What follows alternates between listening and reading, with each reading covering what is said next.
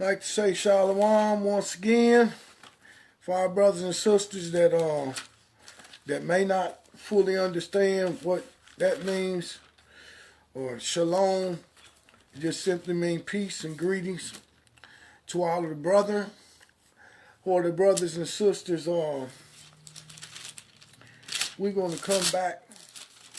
This is going to be the second half of the video that we just did. And we titled that video, as it's uploading to YouTube right now, we titled that video, "We Must Go Home." On that last video, we dealt with little sprinkles of the religious constructs of Christianity, how when you're dealing with replacement theology, the religious construct of Christianity has nothing to do with the Bible, period. Okay? Now, to make that understood, in the book of Acts, it declares that the disciples entered into Antioch, spreading the gospel. And at this particular time, in this particular city, there was a name put on them that caused the name of Israel to begin to cease. It is the first fruits of what is known as replacement theology. I don't want to say that Christian pastors are deliberately deceiving the people, because many of them do not understand that at the root of Christianity is replacement theology. We see the first fruits of it coming in the book of Acts, as it says, and the Israelites and the disciples were first called Christian in Antioch. At that particular point, there is nobody in the religious construct of Christianity. There is no preacher, there is no pastor, there is no apostle that can fight against this particular passage of scripture, that the Israelites, upon their entering into Greek-speaking metropolis of Antioch, there was another name that was put on them. They ceased to call them by Israelites and begin to call them by the name of Christian. Just because they were called Christian didn't mean that that's what they were. For the Israelites themselves would never call themselves by anything other than what they were. Those are the first fruits of replacement theology. Many of our brothers and sisters that are at the helm of the religious constructs do not understand what's at the root of Roman Catholicism.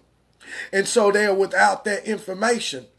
Many of the brothers and sisters that are at the helm of these religious constructs do understand.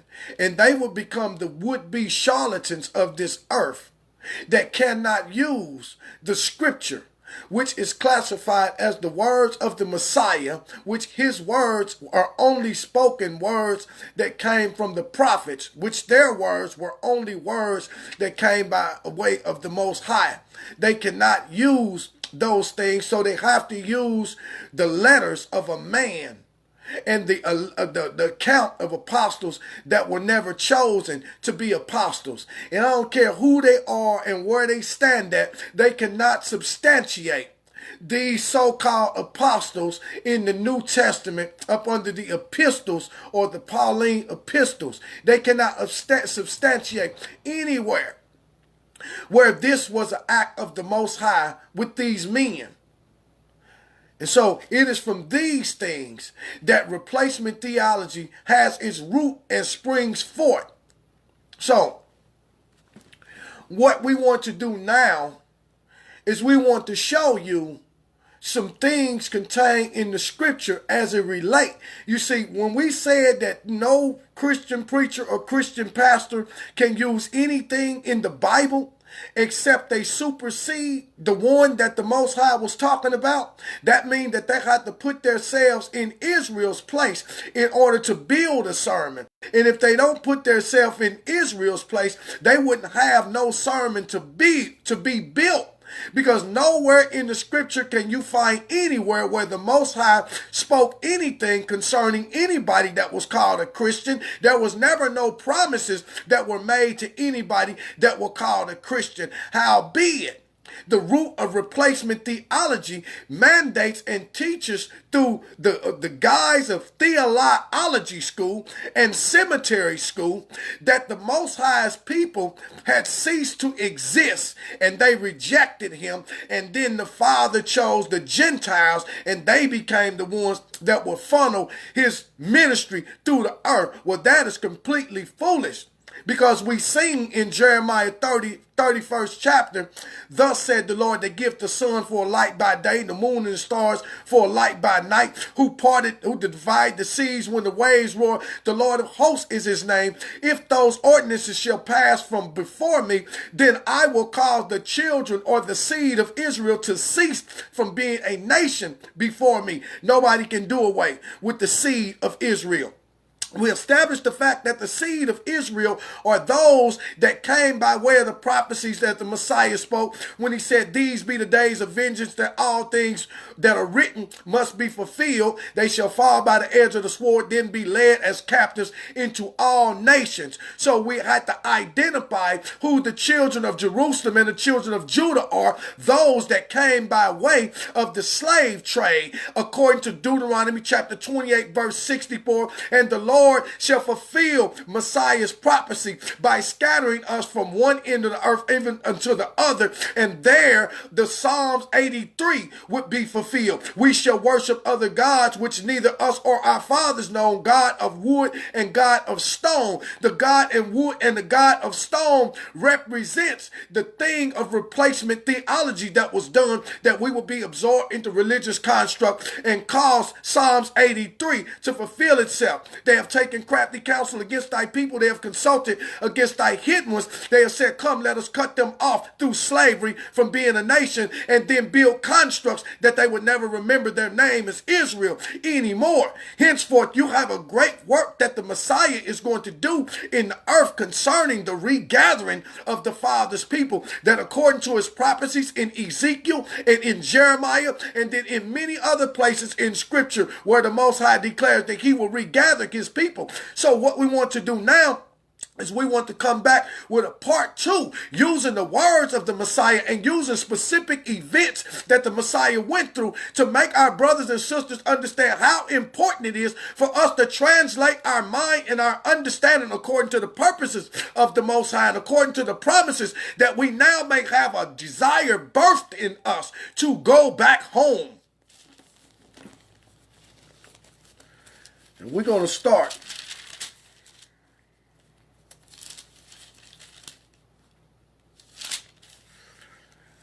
We're going to start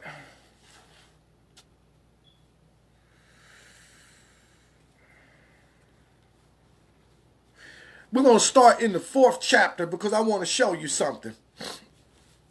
All praises to all the brothers and sisters that are on the line. May the Most High richly bless you. May his spirit go before us, that there may be some understanding imparted to us on this day, that we need to start making adjustments and making preparations for the fulfillment of the prophecies of returning back home that the Most High declared that he was going to do. Our returning back home will not come as a result of some miraculous event.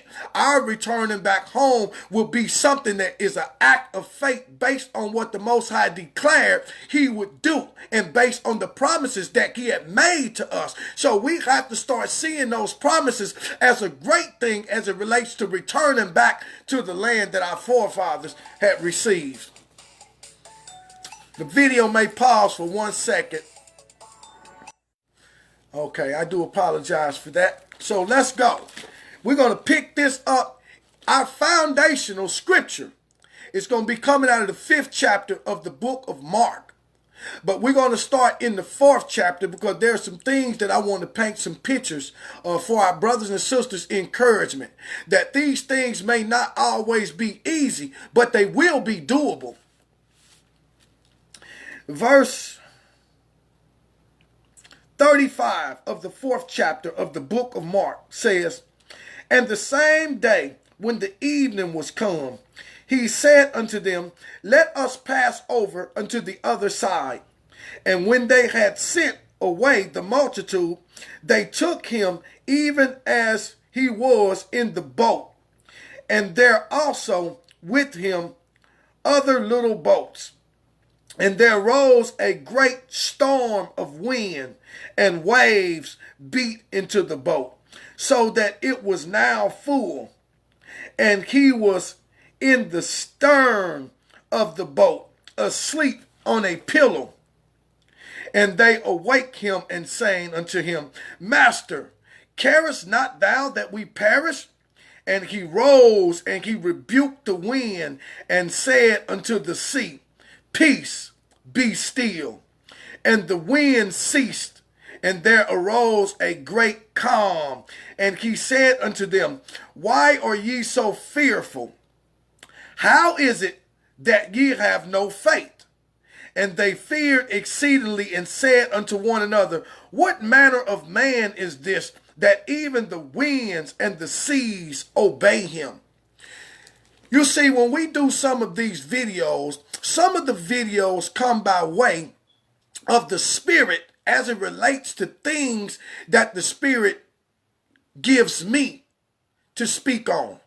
Some of the other things come by way of the Spirit as the Spirit instructs the elders, and then they instruct us on some of the important things that we should talk about. This is one of the second part. This is the half where these things that are being taught now are coming by way of the Spirit as we act in obedience to the things that the elders are speaking as it relates to the things that our brothers and sisters that are scattered abroad need to understand. And so we had spoken to some of the elders on yesterday. Elder, hold on one second. Oh, okay. Okay, so we've spoken to Elder Pat yesterday, and we've been speaking to Elder Emmanuel about this particular issue, because what they are saying is that there is a summit that is coming up in Israel because the diaspora is over, and because the captivity of our people have been lifted. Our people now have the right to return back to their homeland. And now for our people that are already in the homeland, Israel is being gathered now to go on the worldwide stage as a nation of people. And so the importance and the emphasis is being placed on our brothers and sisters that can and will get up and go back home for these particular things. See, the voice of the Israelite has to be heard, lest our elders and our brothers that have walked before us are destroyed. But these things are all according to the scriptures and according to the things that the Most High declared that he would do. It shall not always be easy. For here we see the Messiah coming into the earth and dealing with his disciples about what their responsibility is. It says they got into the boat, and the Messiah instructed us, let us go unto the other side. Let me show you something, because there are some things in these scriptures that's meant for our understanding and our encouragement. You got to understand that when they took our people away, our people came across the ocean in boats, and now the Messiah is getting in a boat with those brothers and sisters that have his Spirit and said, let us now travel to the other side. The brothers don't always comprehend what is waiting on the other side, just like our brothers don't comprehend what's waiting on the other side, because we're going to a place that we never been before, a place that we never seen before. And so there is a level of fear that comes from that. He said, and while they were traveling, a great storm arose, and there will be a great storm to arise as our brothers and sisters get their mind right and make up their mind that they're going back across the ocean. He said that it rose to the point to where the disciples became fearful, like many of our brothers are fearful because you're going into the unknown and you don't know. He said, but they were with the Messiah, and who better to guide our destiny than the Messiah himself, or the word of the Most High's power. He said the great storm arose, and we're in the midst of the storm now as we tell you that they're withholding our passports because of child support, and they're withholding our passports because of felonies, and they're withholding our ability to travel across the sea because of these particular storms. And as the storm arose, the Messiah rose up. They said, don't you care that we perish? Don't you care that they got us locked into this place? Don't you care that they're building walls to keep us locked in? Don't you care that they can let our women out, but they want to keep the men locked up? Don't you care? And he rose up and he rebuked the storms. And he said, no weapon formed against you gonna prosper. And there was a great calm to calm our fears. They traveled across the waters. And when they got across the water, this is what they found. Let me read this story, and then we'll come back and we'll elaborate on it. Chapter 5, verse 1. And they came over unto the other side of the sea, into a country of the Gadarenes, the Gerasenes. And when he was come out of the boat, immediately there met him out of the tombs a man with an unclean spirit, because Ezekiel 37 chapter declared that as we went into the land of our enemies, we would lose all contact with anything that we knew. We would become as dry bones. We would become as dead men. And that Ezekiel 37 chapter said that we would come out of our graves. Here, as the Messiah got off the boat, one came out of the tombs running to him. This is not here for nothing. Let me read the story. He said this man had an unclean spirit.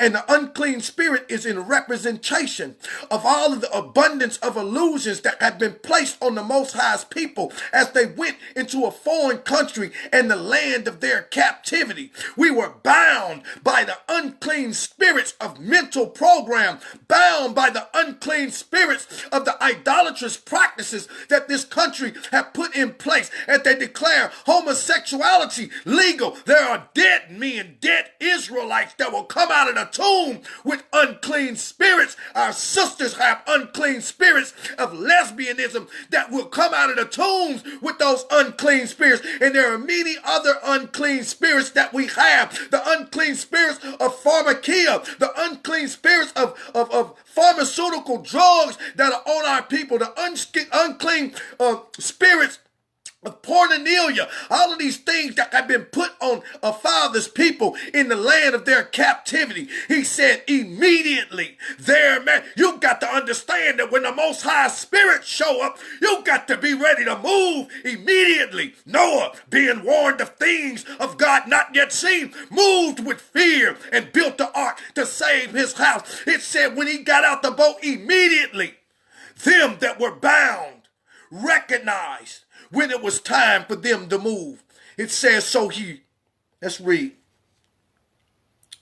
There was a man that met him with an unclean spirit who had his dwellings among the tombs, and no man could bind him, no, not with chains, for he had often been bound with the fetters and the chains, and the chains had been plucked asunder by him, and the fetters were broken into pieces. Neither could any man tame him.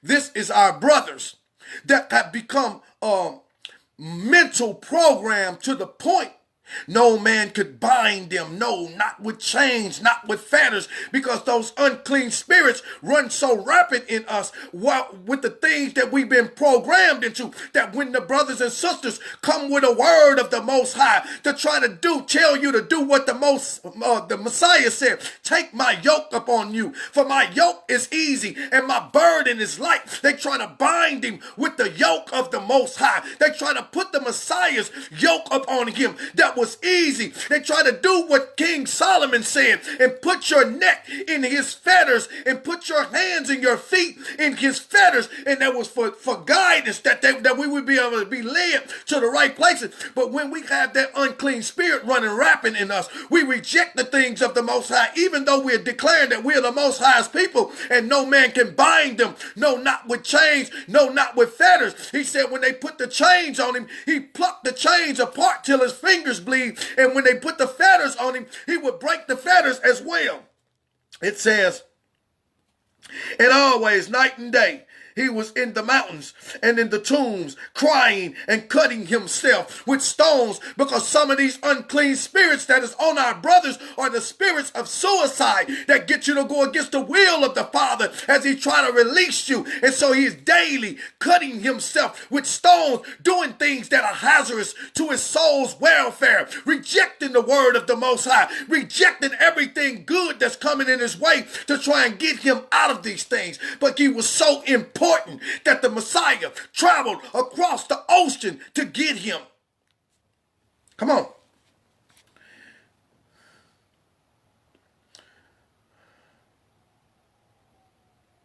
But when he saw the Messiah afar off, he ran and worshiped him. Many of our brothers understand who the Messiah is. We understand what the work of the Spirit, and we can see it when it show up. And when that Spirit hits us, we immediately go into a place of worship. Just like this man, he was full of unclean spirits, and he had the spirits of suicide running rapid in him. But when he seen the one that could break those spirits off of him, the spirits of Christianity, the spirits of Islam, the spirit of false religions, he ran and began to worship, just like many of our brothers do. But it's more to it. Let's continue to read. And he cried with a loud voice and said, "What have I to do with thee, Jesus, thou Son of the Most High God? I adjure thee by God that thou torment me not." See, there was one part of the man that had the Spirit of the Most High in him that could identify with the things of the Most High. But when he ran to go and try to worship, another spirit jumped up in him and said, "What have I to do with thee, thou Jesus? You think you're going to come and save him? I adjure thee that thou torment us not, for we've been reigning in these brothers for all of these years. We have had them in homosexuality and on drug abuse and on all sorts of evil and wicked spirits. We have put the spirit of murder on these brothers in their neighborhood where they're killing each other. What have I to do with thee, thou Jesus, that thou will come and take me from amongst these brothers and then heal them? Why did you even come here?" He wouldn't let him worship. And it's like us when we get ready to worship the Most High. There is always another voice that have hooked us up with unclean spirits that come in and interrupt your prayer and say, "You ain't got no business praying to the Most High. You know what you was just doing last night. You ain't got no business praying to the Most High. How you going to pray to the Most High? And I got the spirit of lust and the spirit of fornication on you. How you going to pray to the Most High and you was just smoking crack last night? How you going to pray to the Most High and you got an ounce of weed and blunts in your car? How you going to pray to the Most High when you know you got a mistress out there? When you know that you're cheating on your wife? How you going to pray to the Most High when you know that you hate your brother and you got jealousy and larceny in your heart?" There is another voice that starts speaking up when we feel the Spirit of the Most High moving in us. And that spirit cried with a loud voice and said, "What have I to do with thee, Jesus, thou Son of the Most High? I adjure thee by God that thou torment me not." For he said unto him, "Come out of the man, thou unclean spirit." And that is what the purpose and the promises of the Most High are all about to his people that left their home and came across the water. The purposes and the promises of the Most High would that he would send one into the earth that would come across the water in his spirit to get us and release us from the place and from the tombs that had us bound. Come out of the man, thou unclean spirit. That is what's being declared today. Come out of the man, thou unclean spirit. And he asked him, what is thy name? And he answered, saying, my name is Legion, for we are many. And he besought him much that he would not send them away out of the country. Now there was a near unto the mountains a great herd of swine, and all the demons besought him, saying, send us into the swine, that we may enter into them. I heard this. A man preached this sermon some odd 25 years ago. And I didn't have a comprehension of it, even though the sermon was grand. I never knew that it was a depiction of the children of Israel, aka the Negro that was sold into worldwide captivity. He said that the demons that had been placed in us in the land of our captivity were so strong with our destruction that they began to negotiate with the Messiah. And they began to negotiate with the Messiah. And the old preacher, he declared that the demons started negotiating. He said, we've been working this area too long. We've been working this people too long. We've been having them killing each other too long. We've been using husband and wife against each other too long. We got to have something. You just can't take us out of there. You got to send us somewhere. So they began to negotiate with the Most High. We began to negotiate with the Messiah. And they said, send us somewhere. And the old preacher, he said, if we can't have his brother, can we have his children? If we can't have his children, then you got to send us into his wife. Well, if you can't have that, we got to have something. This is the condition that our people are in. This is the fight, and this is the war that is being waged. It is no longer a physical war. It is a spiritual war. You see, the diaspora is up. The captivity is up. Now there is a wrestling on the inside between all of the spirits that have leaped on the Father's people in the midst of the captivity that is holding them still as hostages and still holding them bound. That's what the book is saying. They negotiated. Let's keep reading. Now there was a herd of swine near, and the demons said, send us into the swine, that we may enter into them. And forthwith the Messiah gave them leave. And the unclean spirits went and entered into the swine. And the herd ran violently down the steep place into the sea, where there were about 2,000, and they were choked in the sea. He said, what is thy name? Your name attaches you to your purpose. When he asked Jacob, your father, what is thy name? Jacob said, I am Jacob. He identified with the fact that he was the trickster because he tricked his brother with the red pottage. He identified the fact that he was a schemer because as his mother put the goat's hair on his arm and then fed Isaac the pottage, he identified with the fact that he was a schemer to get the blessing. He said, I am a conniver. I am Jacob. He identified with the fact that he dealt with his uncle and walked away with all of his uncle's riches. He identified with the fact that he despised the daughter. I am the swindler. I am the schemer. I am the larcenist. He identified with the fact that he despised our mother, Leah. He identified with that. And when the Most High asked him his name, that is what he was declaring who he was. But the Most High said, thy name shall no longer be Jacob. You see, with a new name comes a new purpose. He asked these demons, what is thy name? The demons said, I am legion, for we are many. The demon identified with who he was. He was the spirit of the enemy.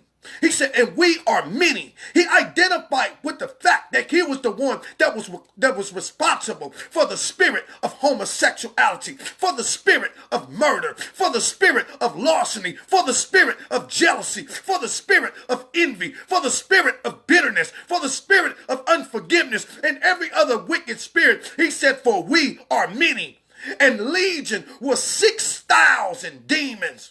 And when they ran into those 2,000 pigs, they killed every last one of them.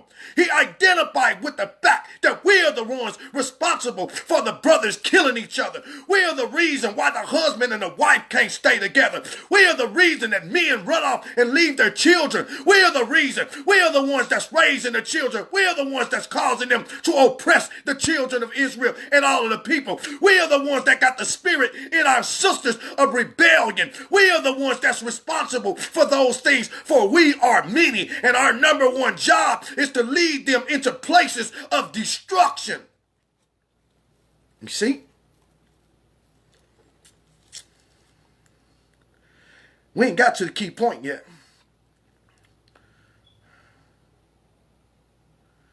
He said, and they that fed the swine and told it in the city and in that country, and they went out to see what it was that was done. And when they came into Yeshua and see him that was possessed with the demon and had the legion sitting and clothed in his right mind, and they were afraid, and they saw, and they that saw it told them how it befall him, that he who was possessed with the demon, and also concerning the swine. And they began to implore him to depart out of their borders. This is what many of the brothers are doing as they see the miraculous phenomenon of the Negro coming back to himself as the prodigal son and running to the Father with his arms stretched out. This is what they see. They see the miraculous phenomenon that's happening in the earth. Yet as we show up to the pastors and to the people in these different religious constructs, they beg us to depart from their churches, to depart from the places where they are casting these spirits and these spells. And that's what they did to the Messiah. They begged him to leave. Let's look what happened. And when he was come into the boat, he that had been possessed with the demon implored him that he might be with him. Howbeit, Yeshua permitted him not. When they got ready to go, the demon, the man that was possessed, he wanted to become one of the disciples and go everywhere that the Messiah went. But the Messiah implored him not. Now let's listen to what the Messiah told him. The Messiah, howbeit, Yeshua permitted him not to go, but said unto him, go home and show thy friends. Go home to thy friends and tell them what great things the Lord hath done for thee, and hath compassion on thee. And he departed and began to publish it in Decapolis what great things that the Messiah had done for him, and all men did marvel. You know what the Messiah told him? He told him, you don't have to go with me. You don't have to become one of the 12 disciples. You don't have to go out and do ministry. You don't have to do any of these things. What I want you to do is go home. I came all the way across the ocean when you got removed from your borders and you was exposed to all of this stuff. He said, but now I'm back. You know who you are. You know what your name is. You know what your purpose is. You know what kind of gifts you got. You know what kind of talents you got. He said, you ain't got to follow me with this Bible. All you got to do is get up and go home and show thy friends what great things that the Messiah had done and how he had compassion on the one that was sold into worldwide slavery, on the one that was in the field, on the one that was murdered, on the one that was ostracized and criticized and cast out, on the one that was called a nigger, a coon, a porch monkey, a spade. Go to your home and show your brothers what great things that the Most High have done for you as we come through 400 years of captivity and the worst treatment that was ever known in the history of anybody on the planet. Go home and show your brothers and sisters what great things the Most High have done. How he had compassion on us and raised us up and brought us out of our tombs according to the prophecies of Ezekiel. Go home. That's what we're talking about. Go home. If the Messiah had done great things for you, had compassion on you, put you to a place to where he have elevated you in this wicked kingdom. He have given you a good job. He have given you finances. He give you all of that and telling you to go home. That's what had to be done. Go home and then show the brothers what great things have been done and how the Most High had compassion on you.